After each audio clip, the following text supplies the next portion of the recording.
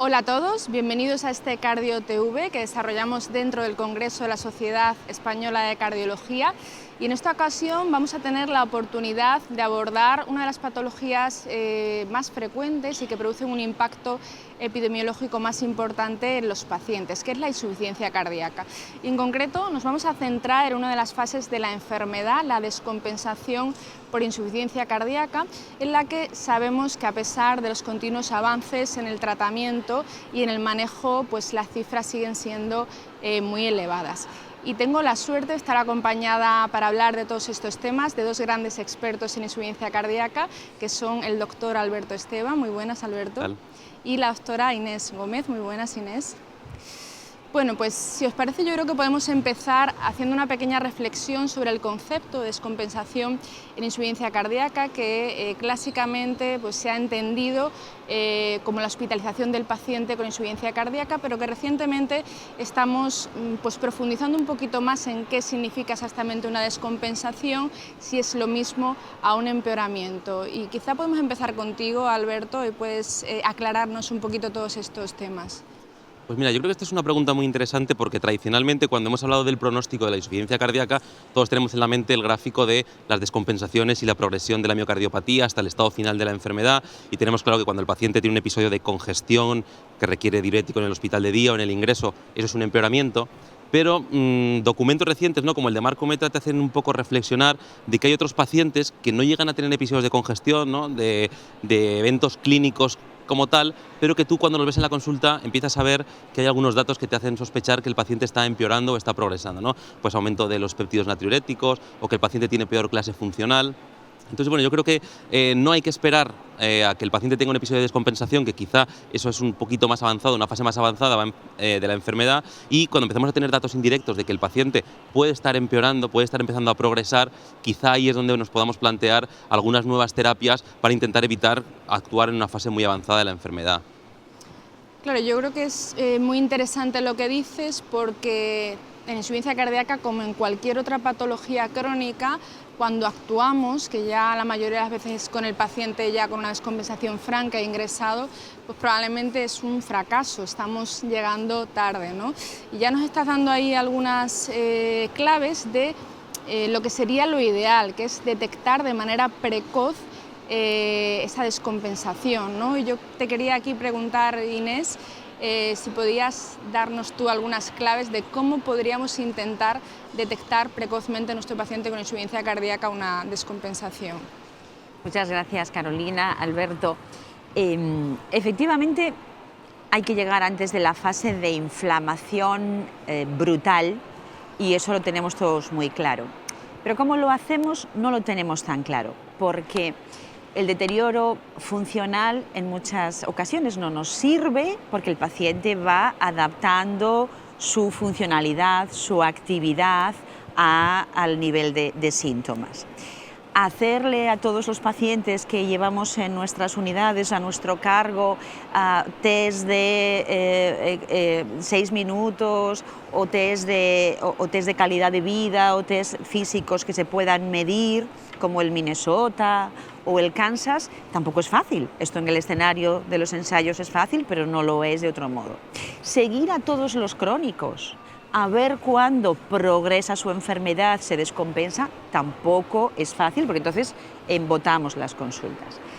Quizá el arma, en mi opinión, más poderosa para esto sea el seguimiento de los péptidos, que no tiene que ser por nosotros, los especialistas. Cualquiera puede seguir los péptidos de un paciente, partiendo de cuáles son sus péptidos en euvolemia, porque son distintos para todos. Esto se puede hacer, por ejemplo, en el nivel asistencial de atención primaria, con un protocolo, gente entrenada con un protocolo que sepa cómo interpretar y cómo actuar cuando se elevan esos péptidos.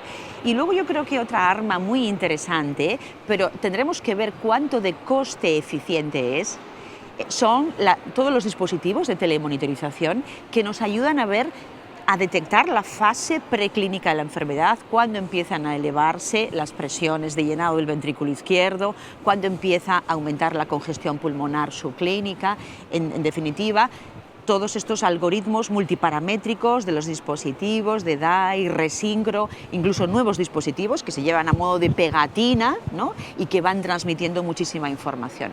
Tendremos que ver cómo es de coste efectivo toda esta maquinaria, pero desde luego sería una forma de poder detectar a pacientes en la fase preclínica y evitar toda esa inflamación secundaria a la congestión que motiva muchas veces los ingresos o las asistencias. Sí, yo estoy también de acuerdo, ¿no? Y creo que los tiros tienen que ir un poco por ahí, por la telemonitorización, que como tú muy bien dices, luego habrá que ver coste-efectividad y también habrá que ver si eso se puede asumir con un personal que luego tiene que estar pendiente, ¿no? De revisar todas esas alertas y dar un poco respuesta a ese tipo de monitorización. Pero desde luego yo creo que es un campo en el que estamos mejorando y que lo necesitamos para adelantarnos a la descompensación de nuestros pacientes. Yo creo que podemos pasar ya a hablar un poquito de la segunda parte, del diagnóstico al tratamiento. Y ya, claro, una vez que tenemos a nuestro paciente descompensado, no solo en el hospital, ¿no? Sino con estos otros datos que podemos detectar de forma precoz y que hemos comentado, ¿cómo lo abordamos? Alberto, ¿qué herramientas tenemos? Bueno, yo creo que hay una cosa que es clara, que si el paciente está descompensado, está congestivo, lo primero que hay que hacer es descongestionarle, ¿no? Eso es algo que hemos hecho tradicionalmente y que tenemos claro que hay que hacerlo, y además hay que intentar utilizar el abordaje multiparamétrico para saber que el paciente se ha descongestionado completamente, porque sabemos que si no, eso predice que se vuelva a congestionar. Pero quizá algo que hemos aprendido en estos últimos años con la optimización del tratamiento en la hospitalización, ¿no? Con sacubitril/valsartán y SGLT2, es que cualquier momento era una buena oportunidad para optimizar el tratamiento. Y la descompensación ahora con las nuevas herramientas creo que también lo es. Está claro que cuando un paciente se descompensa, aparte de saber el precipitante, ¿no? Y ver si hay alguna causa tratable, hay que abordar si el paciente está con las terapias que sabemos que mejoran el pronóstico, y si ya lo está, si el paciente ya está optimizado, ya tiene una descompensación, yo creo que ahí es donde Vericiguat tiene una posibilidad. En el estudio de Victoria se ve claramente que esos pacientes que empeoran, que están a riesgo, que van progresando, es donde puede tener una oportunidad para optimizar el tratamiento e intentar evitar esa progresión de nuevas descompensaciones y progresión de la enfermedad. Muy interesante, ¿no? Esa quinta línea de tratamiento que todavía nos sigue ofreciendo una posibilidad más de poder ofrecerle a nuestros pacientes una mejora. Pero esto para cualquiera de los dos. Si habéis tenido ya la oportunidad de utilizar el fármaco, ¿en qué escenario lo veis? Porque parece que se ha planteado como un escenario ya de pacientes que están en una fase muy avanzada, con muchos síntomas, ¿no? Una situación de la enfermedad ya quizá que llegamos muy tarde, ¿no? Y donde a veces es difícil que un fármaco haga algo. No sé cómo veis esto vosotros. Totalmente de acuerdo. Prácticamente ningún fármaco ha funcionado en el escenario del paciente avanzado. Ahí ya hay que echar mano de otro tipo de tratamientos. Entonces, yo creo que tenemos que cambiar el concepto de descompensación por el concepto de progresión. Cuando un paciente está progresando, a pesar de tener bien apuntaladas las vías clásicas fisiopatológicas de la insuficiencia cardíaca. Entonces, si a pesar de ese tratamiento correcto con las 4 vías clásicas, el paciente está en progresión, está deteriorando funcionalmente, péptidos, ese paciente tiene que encenderse una luz roja y decirnos: necesitamos hacer algo más, y hacerlo pronto, antes de que el paciente se desborde, porque al fin y al cabo la descompensación clásica es como un desbordamiento de la insuficiencia cardíaca. Oye, hay que llegar un poco antes. E incluso yo creo que tenemos una oportunidad fantástica de llegar a aquellos pacientes que no nos toleran las 4 vías clásicas, porque es lo vemos, el porcentaje de pacientes con los 4 fármacos, con cuatriterapia, es tanto menor cuanto más riesgo tenga el paciente. Por tanto, tenemos que pensar en introducir esta quinta vía incluso en pacientes que no toleren las vías clásicas, ¿verdad? El tema es de identificar paciente en progresión, tengo que hacer algo más y tengo que hacerlo pronto, antes de que ese paciente se desborde, ¿no?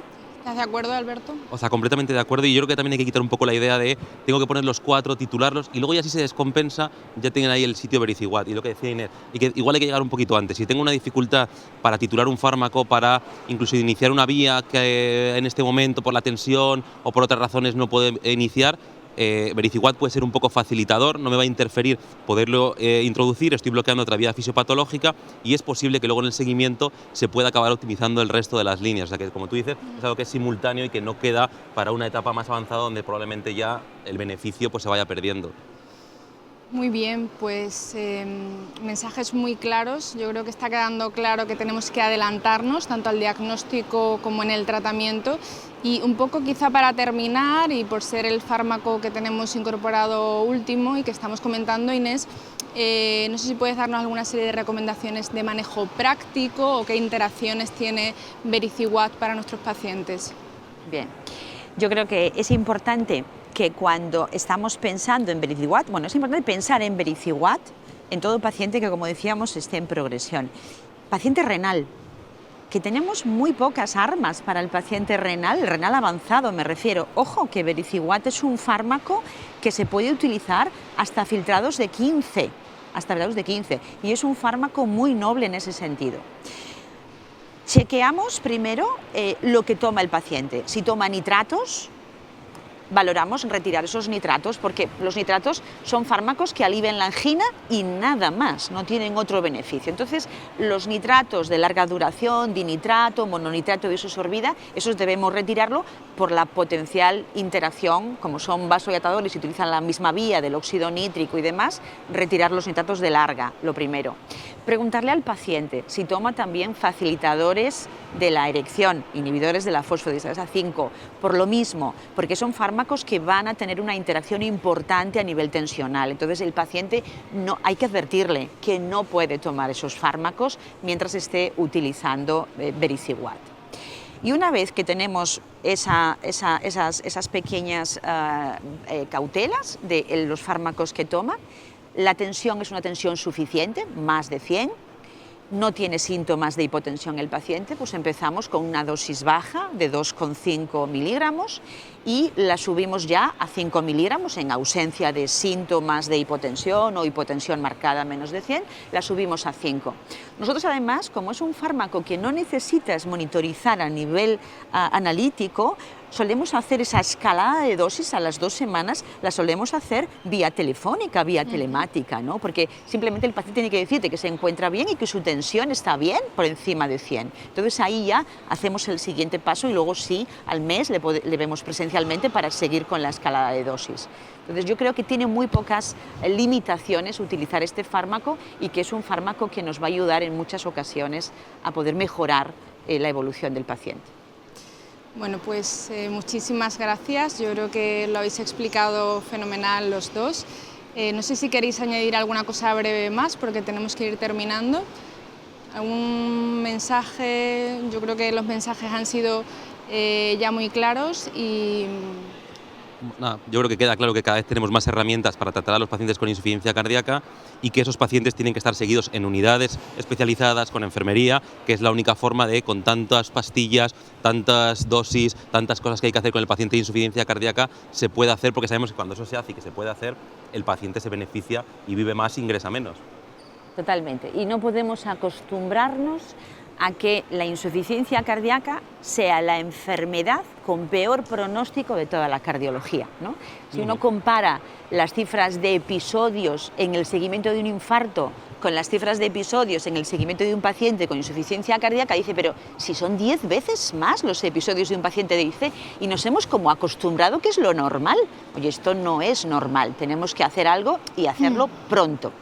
Pues yo creo que nos podemos quedar con ese último mensaje de Inés, que no nos podemos acostumbrar a las malas cifras en insuficiencia cardíaca.